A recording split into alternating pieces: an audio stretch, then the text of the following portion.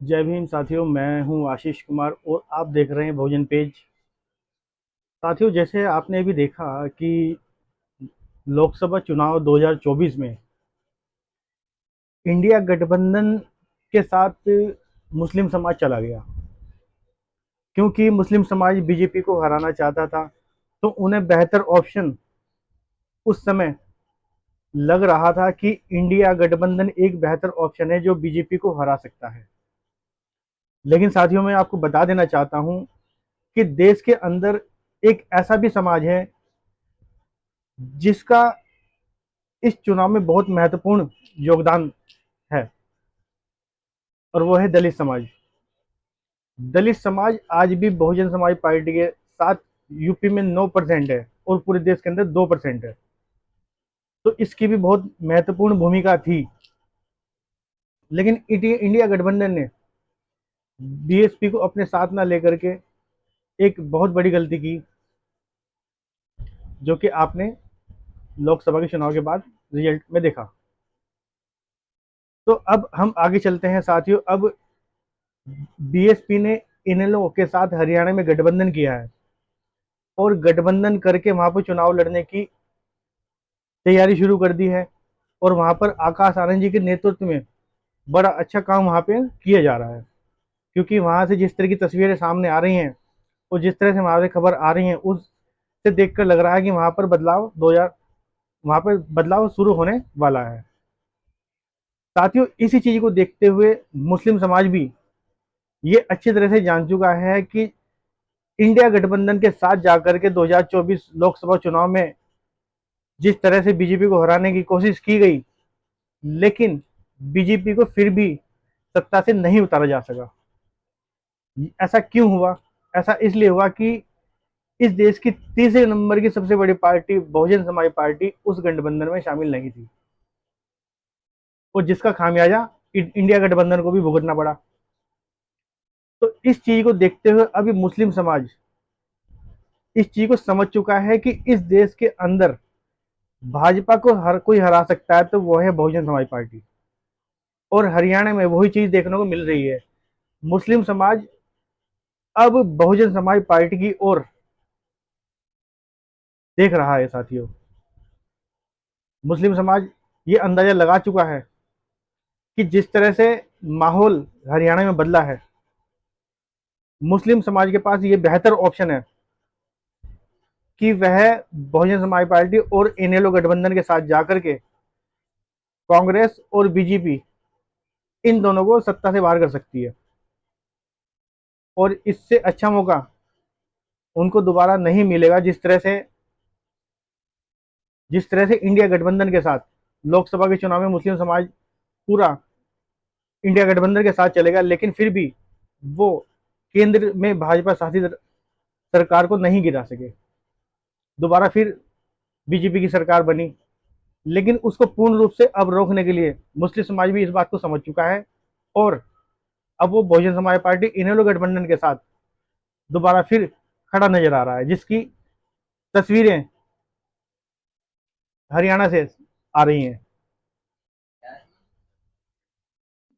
साथियों, इस समय यूपी में बीजेपी की सरकार है और मुख्यमंत्री हमारे आदित्यनाथ योगी जी हैं। और जैसा कि आप सभी लोग जानते हैं कि वहां पर कानून व्यवस्था बनाने के लिए बुलडोजर का टैग लेकर बीजेपी सरकार घूम रही है, और वो इसको अपनी सबसे बड़ी उपलब्धि बताते हैं। अगर कानून के द्वारा कानून को, ये सबसे पहला काम होता है किसी भी सरकार का कि वो अपने राज्य के अंदर, अपने शासन के अंदर कानून व्यवस्था सही करे और कानून को स्थापित कर सुचारू रूप से चलाया जाए।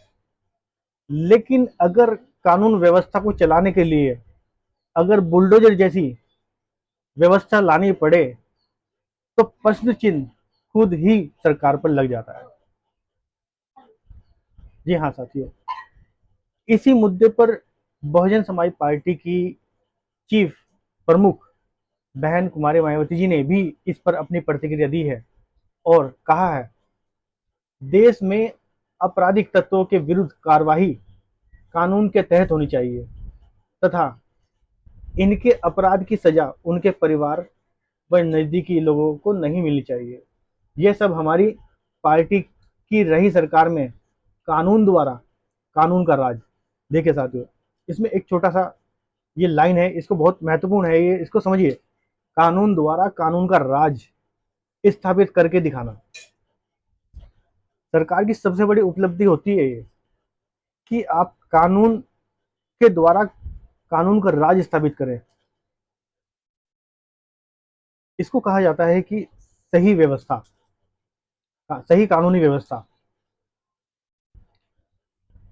तो यही बहन जी ने अपनी प्रतिक्रिया में बताया है कि उनकी सरकार में किस तरह से कानून की व्यवस्था बनाई गई और किस तरह से कानून के द्वारा सभी को सजा दिलवाई गई। सभी तरह के जिस तरह के भी आपराधिक तत्व थे उनको किस तरह से कानून के द्वारा उनको सजा दिलाई गई। बहन जी ने इस पर अपनी प्रतिक्रिया दी है। तो साथ ही मैं यही कहना चाहता था कि एक बेहतर शासनकाल उसी को कहा जाता है जिसके अंदर एक बेहतरीन व्यवस्था दिखाई देती है। एक ताजा खबर आई चरखी दादरी से, जहां पर एक एक व्यक्ति को शक के आधार पर, मांस खाने के शक के आधार पर जिसके साथ मॉब लिंचिंग हुई, क्योंकि वह एक विशेष समुदाय से आता था। उसके पहनावे उसके पहनावे से और उसके विशेष समुदाय से आने की वजह से उसके साथ जो मॉब लिंचिंग हुई, उसको देखते हुए और जो घटनाएं जो मुस्लिम समाज के साथ हो रही हैं, जबकि मुस्लिम समाज ने इंडिया गठबंधन का लोकसभा के चुनाव में बहुत जोर से अपना समर्थन किया, लेकिन जिस तरह की देश के अंदर घटनाएं मुस्लिम और दलितों के साथ बढ़ रही हैं, जैसे आपने देखा कि दलितों को ये बता दिया गया कि संविधान खतरे में है और संविधान को बचाने के लिए इंडिया गठबंधन को वोट करो। वही चीज सेम मुस्लिमों के साथ भी वही चीज हुई। मुस्लिमों को ये भरोसा था कि इंडिया गठबंधन मुस्लिमों के लिए बेहतर काम करेगा, लेकिन जब उनके ऊपर अत्याचार होते हैं, देश के अंदर अत्याचार होते हैं, दलितों पर अत्याचार होते हैं, तो यही इंडिया गठबंधन इनका वोट तो ले लेता है, लेकिन जब इन पर अत्याचार होते हैं, इनके अधिकारों की बात होती है, तो यह सिर्फ चुप होकर के बैठ जाता है। तो इस चीज को समझते हुए अब मुस्लिम समाज और दलित समाज एक होता हुआ नजर आ रहा है हरियाणा में साथियों। और मॉब लिंचिंग की जो ये घटना हुई, इस पर भी कांग्रेस का और सपा का, दोनों का दोनों ने ही चुप्पी साध रखी है। इस पर भी अपनी कोई प्रतिक्रिया नहीं है। इस पर सबसे पहले प्रतिक्रिया बहन जी ने अपनी दी। देश के हर एक छोटे बड़े मुद्दे पर बहन जी की प्रतिक्रिया आ रही है, और जिस तरह से बहुजन समाज पार्टी एक्टिव हुई है, उस हिसाब से देखकर लग रहा है कि 2027 के अंदर बहुजन समाज पार्टी बड़ा खेल करने वाली है। और हरियाणा में जिस तरह से जनाधार और सभाएं देखकर लग रहा है कि हरियाणा में इस बार गठबंधन की सरकार बनने वाली है। साथियों, हरियाणा में दलितों का जो वोट है वो 20% है, मुस्लिमों का जो वोट है वो 20% है, और 40% पर सरकार बन जाती है। अगर दलित और मुस्लिम गठजोड़ वहां पर बन जाए, जो कि अभी बनता नजर आ रहा है, तो आप देखेंगे वहां पर बहुत बड़ा फेरबदल हो जाएगा और बीजेपी को हटा करके वहां पर इनेलो और बसपा की सरकार बन जाएगी। ये 40% वोट जो है, ये बहुत बड़ी भूमिका निभाता है और हरियाणा में भी बहुत बड़ी भूमिका निभाएगा। इस देश के अंदर बीजेपी को अगर हराया जा सकता है, तो वो दलित और मुस्लिम समीकरण के आधार पर ही हराया जा सकता है। इस बात को भी मुस्लिम समाज बहुत अच्छी तरह से समझ चुका है। और आने वाले समय में आप देखेंगे, जैसे कि अभी उपचुनाव होने वाले हैं, उपचुनाव चल रहे हैं, तो इन उपचुनाव में भी ये चीज़ आपको देखने को मिलेगी